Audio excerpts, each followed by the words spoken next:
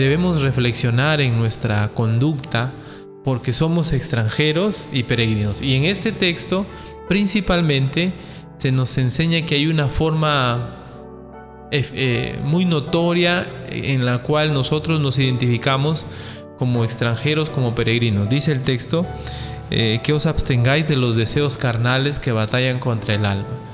Entonces la manera en la cual nosotros mostramos que somos extranjeros y peregrinos es abstenernos, corrernos, pararnos lejos de los deseos carnales. Son deseos que moran en nuestro cuerpo, ¿sí?, que batallan contra el alma. No son los deseos pecaminosos. Y cuando decimos deseos pecaminosos, estamos diciendo, por ejemplo, el querer satisfacer algo lícito de una forma ilícita. Por ejemplo, el placer de comer algo pero robando. O sea, el placer de comer es algo lícito pero robando. O la gula, ¿me dejo entender? Es decir, la satisfacción de ciertos deseos en una forma pecaminosa. Hábitos también, hábitos pecaminosos que nos alejan o nos destruyen espiritualmente, ¿no? Gritos, por ejemplo, es algo que debemos mejorar, ¿no? Gritos, el control de la ira, nuestras palabras, todos esos hábitos, la pereza, todo ello tiene que ver con los deseos carnales, el deseo de obtener algo en una forma pecaminosa o nuestras actitudes, acciones pecaminosas que todavía están acá. Batallan contra el alma. ¿Por qué? Porque nuestra alma ya ha sido regenerada, cambiada, transformada. Nuestros deseos entonces no deben ser la marca de nosotros, sino el abstenernos de ellos, el luchar contra ellos. No corresponden a una vida piadosa, a una vida creyente. Y estamos nosotros mirando pues 1 Corintios 6, 9, 10. Nuestra vida debe distinguirse. Miren por favor 1 Corintios 6, 9, 10. 1 Corintios 6, 9, 10. Ya lo tienen, miren lo que dice. ¿No sabéis que los injustos no heredarán el reino de Dios? Ni los fornicarios, no erréis, ni los fornicarios, ni los idólatras, ni los adúlteros, ni los afeminados, ni los que se echan con varones, ni los ladrones, ni los avaros, ni los borrachos, ni los maldicientes, ni los estafadores heredarán el reino de Dios. Entonces, una vida caracterizada por estos pecados no es señal de salvación. Aquí hay gente que está viviendo en esa manera inapropiada, en esa manera destructiva. No es una característica de salvación.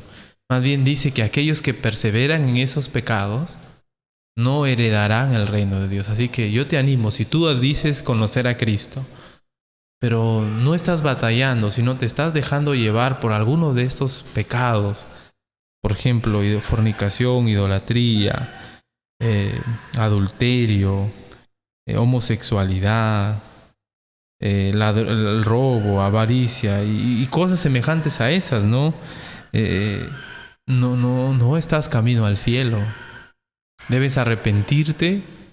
Arrepentirte significa que dejas ese pecado, no solo que te sientes mal, estar dispuesto a llevar las consecuencias, creer en Jesús como tu Señor, ¿Qué significa? Que le vas a seguir toda la vida y vas a hacer su voluntad. Si no estás dispuesto a creer así, no te estás arrepintiendo, simplemente te sientes mal.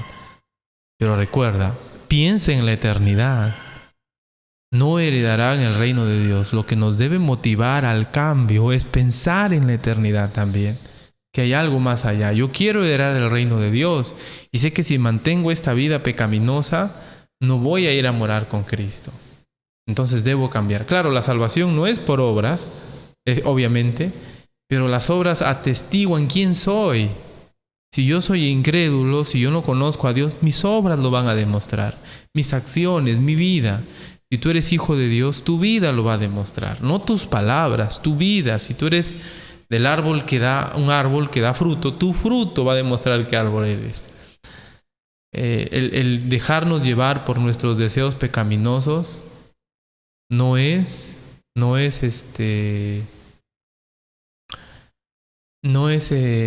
evidencia de que somos arrepentidos. Así que acá la evidencia es batallar. Debe haber una lucha.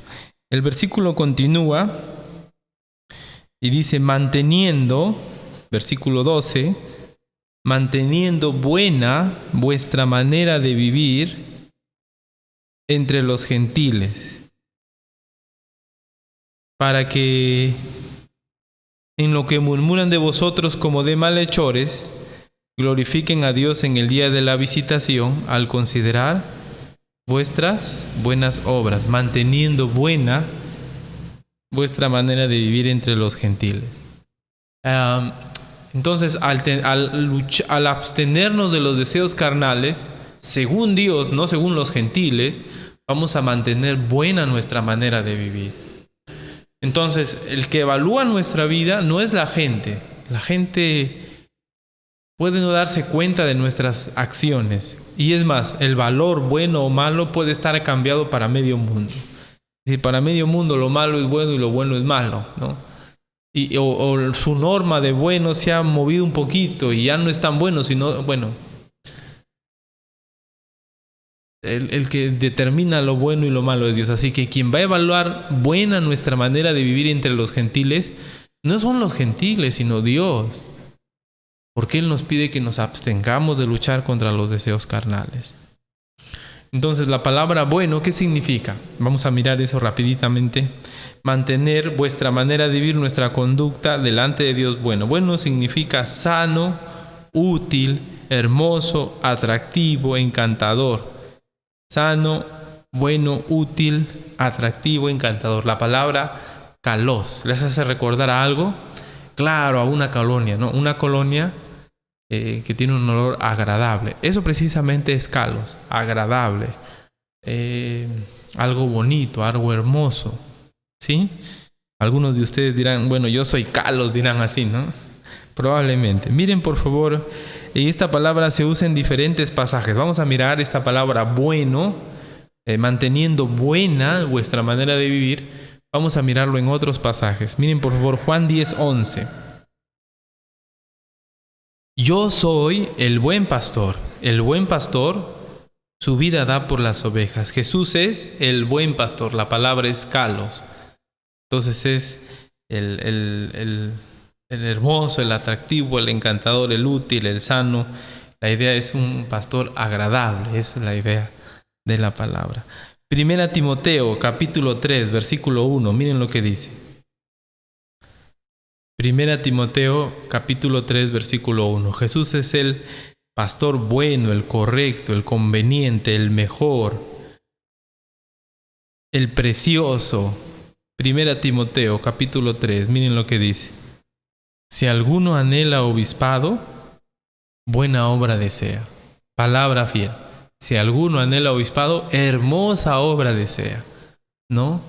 El ser pastor, el ser líder en una iglesia es una obra hermosa, es algo bonito, es lo que dicen, ¿no? Es algo de lo cual uno se puede sentir contento, feliz. Esa es la idea del texto aquí. Entonces, ¿qué tal si nuestros hijos desean servir al Señor? ¡Qué hermoso! Esa es la idea. ¡Qué hermoso que desean ello! ¿Será así? Lamentablemente, ¿no? Para muchos el servir a Dios puede ser una especie de no queremos que eso pase, no queremos que eso pase. Debemos cambiar porque es bonito, es bueno, es precioso servir a nuestro Dios. Primera Timoteo capítulo 6, ahí mismo también se usa la palabra bueno en otro contexto. Miren por favor, Primera Timoteo 6:17. 6:17. A los ricos de este siglo manda que no sean altivos, ni pongan la esperanza en las riquezas, las cuales son inciertas. Las riquezas son inciertas. Versículo sigue, sino en el Dios vivo, que nos da todas las cosas en abundancia para que las disfrutemos. Entonces Dios nos da todo y Dios quiere que disfrutemos. Qué bueno. Pero no debemos poner nuestra confianza en las riquezas. Versículo 18. Que hagan bien, que sean ricos en buenas obras, dadivosos y generosos. Obras buenas se refiere aquí a obras bonitas, obras hermosas, obras apropiadas, obras mejores, ¿no? Entonces, claro, en el buen sentido también obras que no hacen daño, ¿no? Pero principalmente aquí la idea es que hermoseen. Esa es la idea del texto, ¿no? Delante de Dios. Mire por favor, o también obras que en su naturaleza son excelentes. Hebreos 6:5. Hebreos 6:5. Por ejemplo, aquí esta palabra, Hebreos 6:5. Note lo que dice. Hebreos capítulo 6, versículo 5. Dice, y asimismo gustaron, y da una característica de la Biblia. ¿Cuál es? La buena palabra de Dios. ¿En qué sentido buena? Que no es mala, pastor. No. Buena en el sentido de su carácter. La palabra es buena, excelente, lo mejor, lo conveniente. En ese sentido es la palabra allí. Miren por favor Mateo 7. Mateo 7. Y aquí uno no puede hablar de moralidad, sino de calidad. Mateo 7, versículo 17. Mateo 7, 17. Todo buen árbol da buenos frutos. Todo buen árbol da buenos frutos. Pero el árbol malo da frutos malos. Y la idea aquí es la calidad del fruto. Buen fruto y un fruto de calidad mala. Esa es la idea. Primera Timoteo 3:4. Primera Timoteo 3:4. Estamos mirando las diferentes formas en las que se usa la palabra kalos, bueno, en la Biblia. Primera Timoteo 3:4. Que gobierne bien su casa, que tenga a sus hijos en sujeción con toda honestidad. Y la palabra bien significa en una calidad, en una buena forma, en una forma excelente.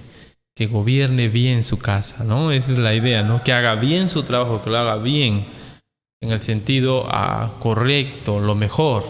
Esa es la idea del texto, ¿no? Tremendo, ¿no? La palabra bueno se usa en diferentes formas. Miren por favor allí el versículo 12 y 13 también.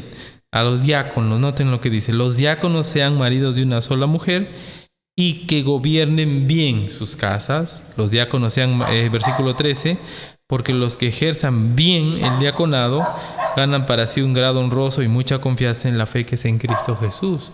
Entonces, el diácono tiene que ver con personas que son elegidas por la iglesia para poder servir a la iglesia y liberar al pastor para poder predicar, para que el pastor se dedique a la tarea de predicar, de enseñar la palabra de Dios. Entonces, tareas que tienen que ver con administrar, con ejecutar cosas, y el pastor puede verse menos cargado para poder realizarse el trabajo espiritual. Esa es la idea del diaconado, ¿no?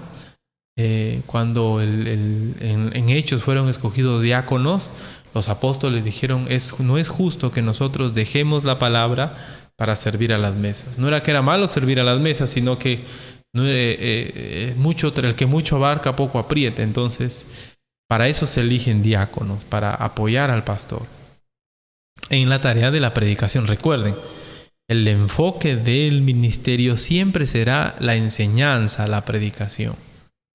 Sin embargo, aunque los líderes espirituales que apoyan al pastor, que sirven a la iglesia, deben gobernar bien sus casas. ¿Qué significa bien? Apropiadamente, de la mejor manera, excelente. Porque los que ejerzan bien el diaconado, es decir, aquellos que sirven en el diaconado en una manera eficiente, apropiada, ganan para sí un grado honroso. Y los diáconos más o menos, también una honra más o menos. Debemos cuidar nuestra vida. Primera Timoteo 4, ahí nada más, versículos 4 y 6. 1 Timoteo 4, versos 4 y 6. Note lo que dice. Porque todo lo que Dios creó es bueno, mejor, útil, apropiado, y nada es de desecharse si se toma con acción de gracias. Porque, versículo 6, si esto enseñas a los hermanos, serás buen ministro de Jesucristo, nutrido con las palabras de fe y de la buena doctrina que has seguido. Entonces ahí la palabra bueno, por ejemplo en el versículo 4, todo lo que Dios creó es bueno, es kalos, ¿no? Nuevamente, ¿no? Lo que Dios creó es bueno, es mejor, es lo más excelente, esa es la idea. Y versículo 6, si esto enseñas a los hermanos, serás buen ministro. Un ministro bueno es uno que enseña la palabra de Dios.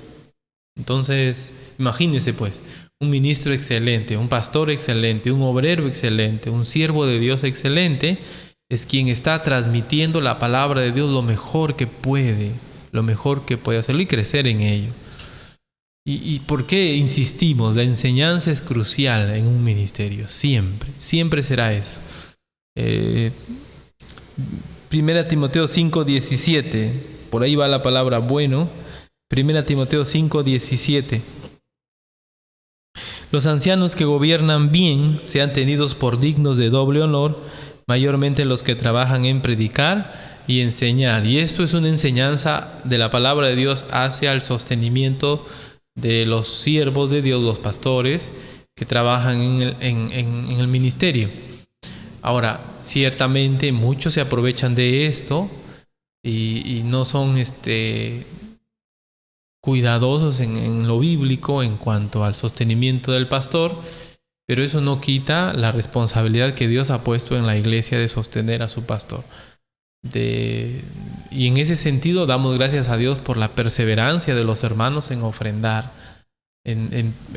porque de las ofrendas que ustedes dan, de ahí se sostiene pues a su servidor y a su familia. Ahora note que la ofrenda no es una limosna, sino un tema en función a su trabajo, en función a la labor que le da. Entonces no es que uno le dice pobrecito el pastor, hay que darle, no es así, sino es un llamado a mirar su trabajo y recompensarlo en una manera económica. Noten, y sostenerlo. Los ancianos que gobiernan bien sean tenidos por dignos de doble honor, mayormente los que trabajan en predicar y enseñar. El ministerio de la predicación y la enseñanza es determinante. Nuestro ministerio tiene que ser reconocido, resaltado por la predicación y por la enseñanza. ¿Por qué? Porque muchos grupos hacen muchas cosas, ¿no? Están cerca de sus feligreses, se relacionan muy bien, son muy empáticos, todos andan unidos, pero ¿cuál es el problema?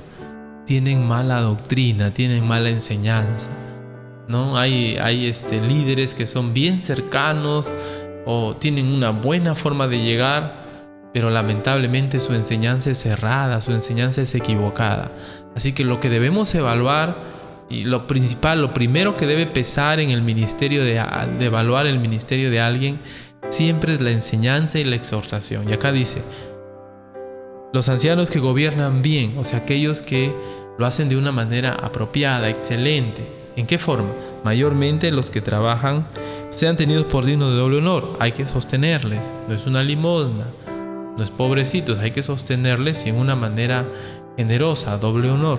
Versículo 17 dice, mayormente los que trabajan en predicar y enseñar. Miren en la responsabilidad de un siervo de Dios, porque es determinante pues que la gente dependa de la palabra, no de uno, es determinante. Nosotros estamos de paso y si hacemos que la gente dependa de nosotros, lamentablemente la gente se va a quedar en un momento estancada.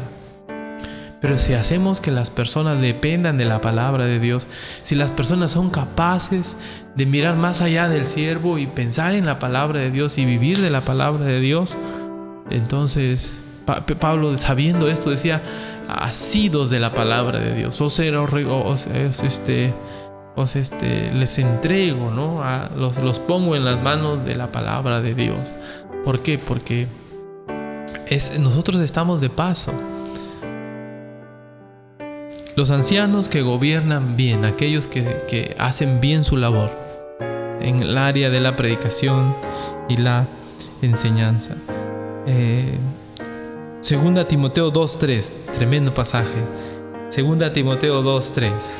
Segunda Timoteo 2:3. Tú pues sufre penalidades como buen soldado de Jesucristo. Pablo está ya yendo a la muerte, va a ser ahorcado. Nerón lo va a matar. Y en esta carta habla con Timoteo. Y probablemente no lo que va a primar en la carta es esa experiencia que Pablo tiene de sufrimiento, y él avisora que los creyentes de ese momento por lo menos van a sufrir. Y debemos sufrir por la palabra. Creo que es el enfoque que le dice Pablo a Timoteo.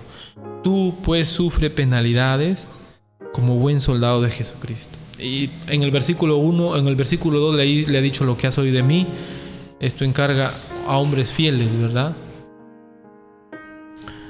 Un buen soldado de Jesucristo sufre penalidades, pero por la palabra, por la predicación, por llevar adelante el ministerio de la predicación de la palabra, de la enseñanza de la palabra. Entonces, un buen soldado, un soldado excelente, un soldado apropiado.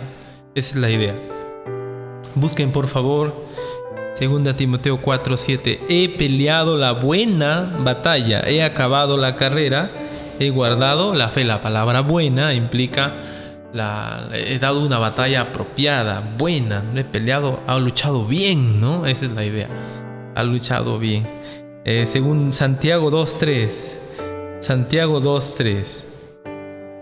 Santiago 2:3. Y miramos este texto, Hebreo Santiago 2:3, para terminar también nuestro tiempo de clase.